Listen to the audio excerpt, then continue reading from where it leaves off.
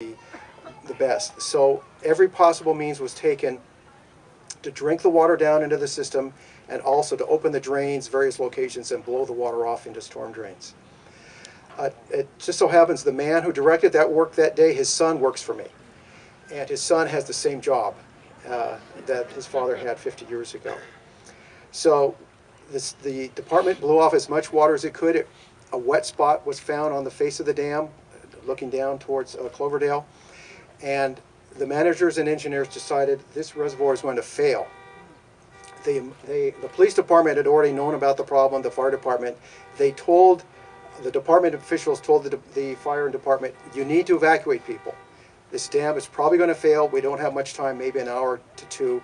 And so the decision was made by the chief of police to go ahead and call for the evacuation. Dozens and dozens of police officers. There was a SIG alert put out on the radio and television. As many people as quickly as possible were informed they needed to get out because the dam was probably going to fail. At 3:38, the dam failed. At that point, about half or close to half of the water that had been in the reservoir at 8 o'clock that morning had been taken out by various means as I described.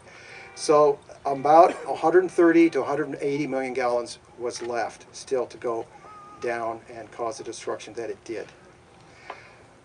We should ask the question, should a reservoir have been built in the Baldwin Hills? And I've talked to people in the tent. The department had full knowledge of the nearby Newport Inglewood earthquake fault. It had knowledge of other spur faults off that fault, and it designed the reservoir to accommodate, to live with, so to speak, those defects in the area. The reservoir was not up to doing that. The foundation of the reservoir, according to the state report after the disaster, they determined that there had been gradual deterioration of the foundation. It was not staying unaffected by where it sat in the water in the reservoir. They concluded that earth movement along a fault at the northeast corner where it failed caused the failure. We all know that a structure is only as strong as its weakest essential component. You've heard that said, a chain is only as strong as its weakest link. The essential component of this reservoir was the ability to withstand the differential settlement of the earth, and that settlement is what caused the dam to fail. As a result of the failure, improvements were made in how dams are operated in California. The dam was built and it was overseen in its operation by the state. The Division of Safety of Dams was created after another terrible accident, terrible tragedy in 1928. The St. Francis Dam failed.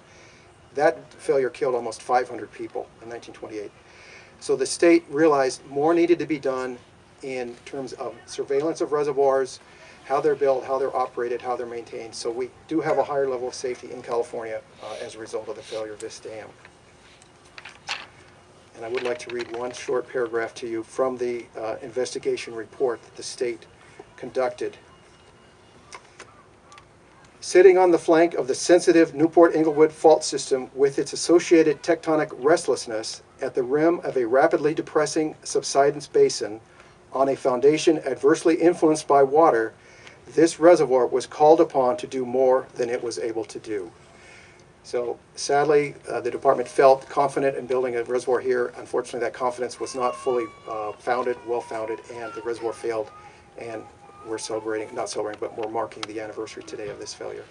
Thank you very much.